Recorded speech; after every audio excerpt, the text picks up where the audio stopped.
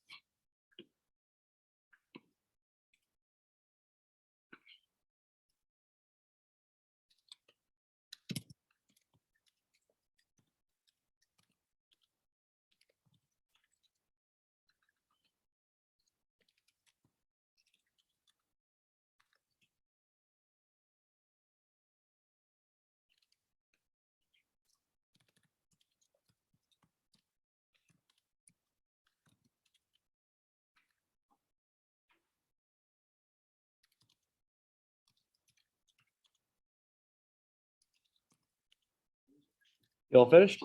Yep, go ahead.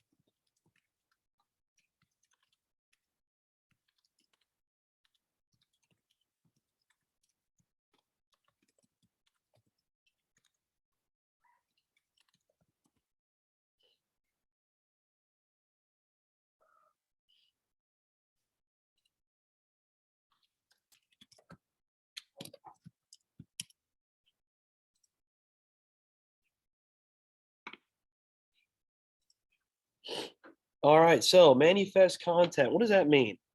What does manifest content mean? When we're talking about the dream state, and Freud really detailed about this a lot with the unconscious mind, and how we maybe experience the unconscious mind a little bit more when we're through our dream state. So, what is manifest content? Allison, go ahead. Yeah, the storyline. Yep, good job. Good job. So Freud details about how all dreams kind of follow some sort of storyline as we're going through the different stages of sleep. Mostly, obviously, that dream stage going through REM sleep. But he kind of details about all dreams have some sort of a storyline to it, whether it's pertaining to our experiences, the events that we encounter throughout our daily life, or maybe it's just stress, anxiety that we might have build up. So we talked about negative emotional dreams. We talked about failure dreams and sexual dreams as well. All right, what about latent content? What does that mean? Brittany, go ahead. Yeah, good job. So what are some hidden symbols or meanings or foreshadowing that might occur in our dreams that we can reflect from our daily experience, right, with our conscious mind? And maybe that is something detailing about maybe hidden motives, desires that our unconscious mind is trying to present itself through the water, right, of appearing above the water for us to understand a little bit more. All right, good. And then finally, we talked about the stages of dreams. So NREM, stage 1, 2, and 3, and we all know that stage 1 is that awake alert, okay, and how there are beta waves occurring, and we're easily awakened. That's the first stage. It lasts about 5 to 10 minutes. And I know I gave that example earlier about how my dad, kind of every dad, it seems, when they're falling asleep watching TV, you try to grab their remote, they wake up pretty easily. Stage 2, sleep spindles occur as we're entering a little bit more of a deeper sleep, and how the amplitude of these waves that are occurring during this stage of sleep spiral a little bit higher, okay? And that usually lasts like 20 to 30 minutes. And then stage 3, delta waves, right? So this is a deeper sleep where our body's becoming more relaxed. And stage 3 is hit a little bit more in youth, adolescence, okay, children, and not often in adulthood. And that just goes to show how, as we age, it's a little bit harder to have a better night's sleep. And finally, REM sleep, that's where most of the dreams occur. And that's a stage where it's rapid eye movement. Okay, the other stages we talked about is non-rapid eye movement. So REM sleep is rapid eye movement, and this is where dreams occur often and frequently. And I know it might be a little tough for you guys with that dream journal to remember a dream. Okay, I understand that. It might be tough. But you maybe can think back to a dream that's reoccurring in your past that you can maybe remember or think of. I know for me, like I said before at the Velociraptors, because I used to love Jurassic Park and my grocery store, that was something I always remember. I don't know why. And that's something I would probably write about. But if you still don't have any type of recollection or memory of a dream, you can maybe just make something up. That's fine, right? So yeah, just make sure it follows somewhat of a storyline, a manifest content, and just detail maybe about latent content, so symbolic meaning behind it. So that's only if you can't remember any of your dreams, or if, let's say, it's not appropriate for school. Does that make sense? Okay, so you're only supposed to pick 3 anyway for that assignment. And that's due, I think I have it for Tuesday, right? The last day of class? Okay, good. All right, terms for today, real quick. Here are your terms.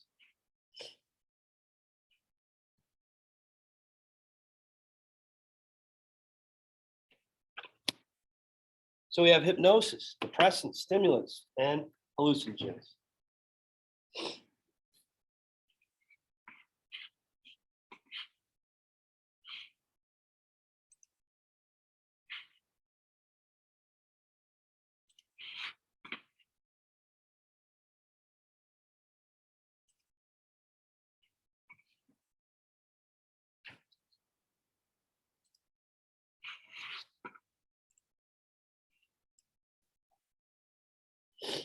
And I just posted the change of the assignment date, well, time to midnight tonight for the Freud paper. If you need a little bit more time, you need to look over it a little bit, that's fine.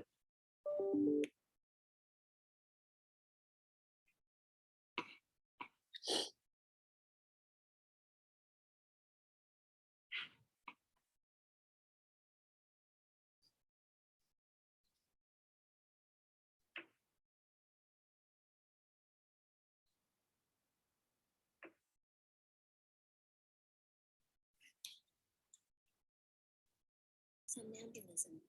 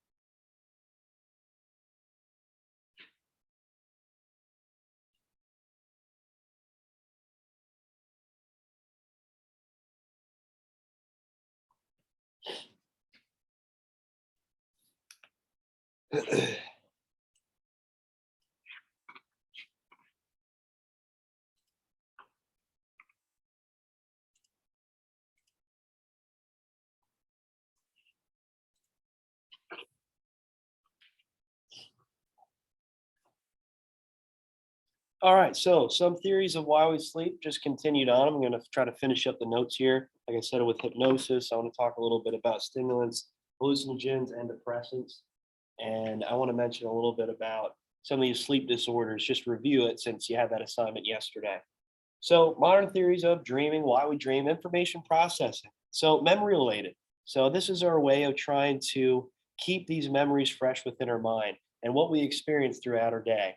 And this is our ability to try to refresh and really regurgitate this information of and how we think about it through our night's sleep.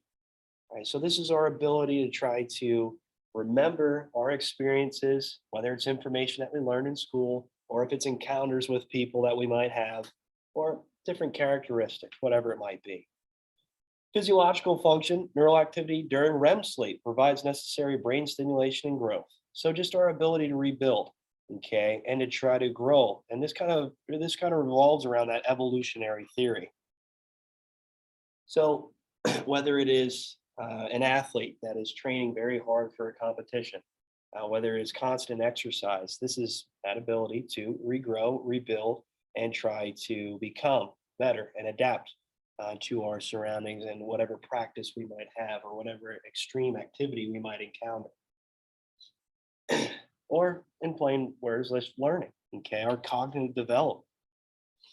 And that kind of goes along with the last theory, which we'll talk about. Activation synthesis, we already talked about this a little bit, and this was one of your terms yesterday. So this is an attempt to make sense of our dreams. So I don't know if you guys ever had it before where you're in that dream state. Okay, you might be dreaming, and all of a sudden you realize that you are in a dream, and then it's fake, right? And you maybe wake yourself if you're having a nightmare, or if you realize that this dream is, or you're going to just go along with it since you know this is a dream and that's a fake situation. That happens to me often. It's like, oh, well, I know this is a dream. I might roll with this, see where this goes. If it's something good or something that's happening within the dream, or if it's negative, I might wake myself at that time. So it stops. Cognitive theory, dreams are embodiment of thoughts. So this is really diving into Freud's idea of the unconscious mind. So with the id, these memories, these emotions, these triggers we might have that we try to hide, this is through the stage of sleep, this REM sleep, this is where this appears. It kind of comes to the surface and it's no longer suppressed. Yeah, with our interactions every day with people, we might suppress this with our ego. And we talked about defense mechanisms a little bit already. And you read about them, you defined them already. And this is how the ego is trying to mitigate the id from appearing to the surface. But during the dream state, it's a lot harder to do, especially if activation synthesis is not occurring. So those are some modern theories of dreams. All right, sleep disorders, insomnia. So recurring problems following or staying asleep. And this might occur a lot for people going through adolescence as your body's changing, as there's more hormone secretions, and how it might be an issue to fall asleep or continue to stay asleep. And there are solutions around this. Okay, obviously there's medication for this. Many people maybe indulge in alcohol to try to fall asleep, even though if that happens, you're not gaining the proper sleep you need. And let's just say you become drunk, whatever it might have you, you might not have the proper sleep and functions that you need to repair your body through that stage. You're just trying to fight off that alcohol in your bloodstream rather than actually gaining the proper night's sleep you need to recuperate and to try to grow and try to maybe form better connections with your experience throughout your day. So insomnia is just reoccurring problems, the fall or staying asleep. And this might actually occur to you with people that have high stress, anxiety, depression. Okay, there's many different other factors that play in a role with insomnia. All right, sleep apnea. So this is a disorder characterized by temporary stoppage of breathing when you are sleeping, and this leads to extreme snoring. All right, so this is actually cutting your breath, cutting your oxygen to your lungs, and to a point where this is affecting your breathing during your sleep stage. Okay, when you're sleeping. And there's many different remedies to try to help benefit people that are encountering sleep apnea. All right, there's a mask that's hooked up to almost like a ventilator in a way that just supplies you with oxygen throughout your night to help make sure you're gaining the proper oxygen levels for you to sleep. I think it's funny. Actually, Noah, you would laugh about this. The first time I went on a tournament trip to a hotel with Hoover and Rupp, they both have sleep apnea, and they pulled these masks out and put them on their face, and they started to sleep, and I'm sitting there like, what's going on here? This is unbelievable. But this occurs for people that might be obese, might be facing a lot of challenges in their life. Like I said, emotional stress or triggers, or just with old age. Okay, as you're going through old age, you might encounter sleep apnea. All right, other sleep disorders: narcolepsy, sleep disorder characterized by uncontrollable sleep attacks. You just fall asleep just really throughout your day. And in many cases, this could cause a lot of harm to people, especially if you're driving, if you're involved in any type of, let's say, motor functions. Okay. Or let's just say you're in school. Obviously, that's going to affect your grades, or at your job. You guys ever hear the show A Thousand Ways to Die? It used to be very popular on Spike TV. It just talked about just really crazy ways that people died. And one of them was a person that had narcolepsy. He was working in a steel factory, and he fell asleep inside the chamber and got toasted. But I thought that was an interesting story anyway. But that used to be a big show. I don't think they show that too often anymore. Somnambulism is sleepwalking. So you might know someone that might be a sleepwalker, and they might have some sort of ability to get up and walk around, or even have some sort of a conversation at night. Just the other night, I actually went through this with my girlfriend. She wakes up, and I'm sitting there on my phone, even though I have it on Do Not Disturb. So I must have woke up throughout the night. I don't remember it, but I woke up and grabbed my phone, and I was in mid conversation, like I was talking to my one friend. And she goes, "Stop it. You're not even talking to anybody. It's 3 a.m."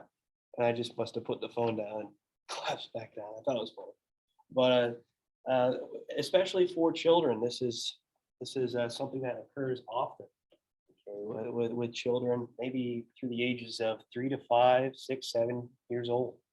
My one buddy, when we were at a sleepover one time, he just got up, walked to the bathroom, but he didn't pee in the toilet. He actually peed in the trash can, and we're just like, what is going on with this guy here?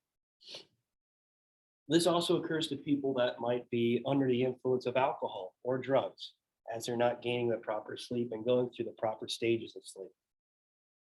And it happens in stage 3 of NREM sleep, where these delta waves are occurring. And it's very difficult to wake a person as they're sleepwalking or talking, and they might not have any recollection of it.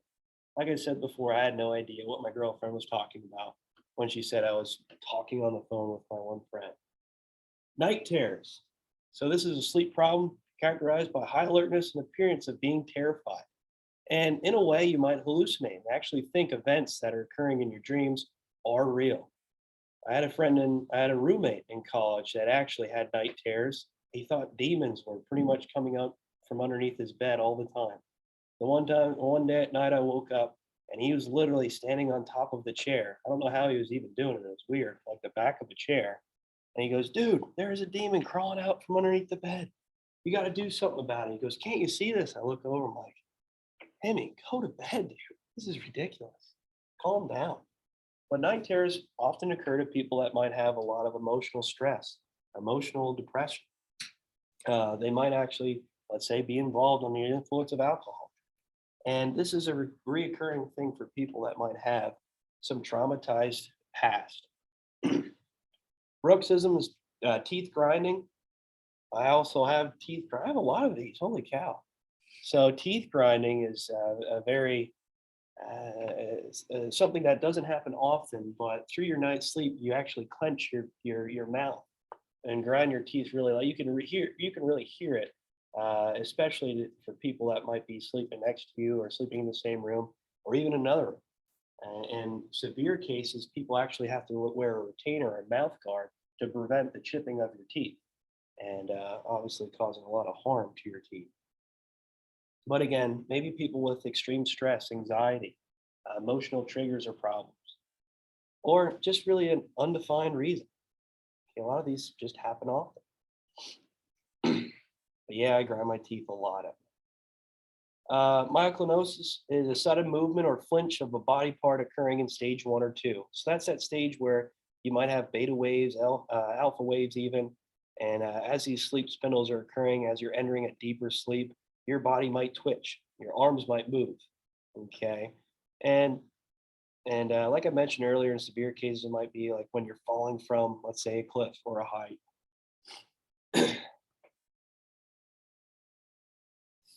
All right, you guys good with that? Okay, so real quick, I want to get to hypnosis.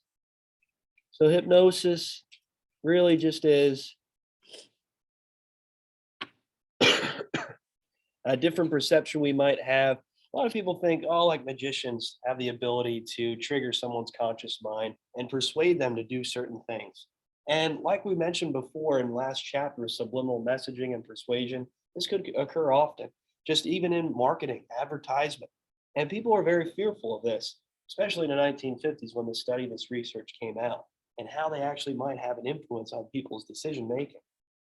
But a lot of people kind of look at this and say, does this really have a benefit? In some cases, it does.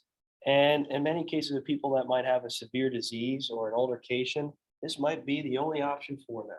And just having a strong mind, a strong will to overcome some of these issues that they might have, that might occur where medication might not be there for them to benefit their life and benefit the issues that they might be going through. And this is just really kind of triggering your selective attention to forget about a certain pain and alleviate many of the pressures you might have in your life. So, like I said, hypnosis can mean many different things, whether it is, many people think it's just putting you in a different state of mind, but that's always not the case. It could be, in some cases, just trying to alleviate depression, stress, anxiety, any type of issues that someone might be facing.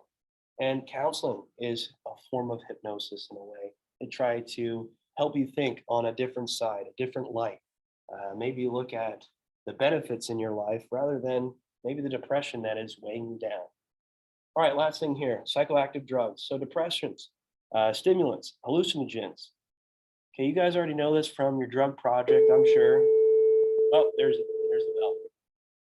But you guys already know a little bit about drugs. Main thing I want you to know with depressants, barbiturates, okay, obviously heroin being two main forms of depression. Okay, so exam is going to be Tuesday. I'll have the study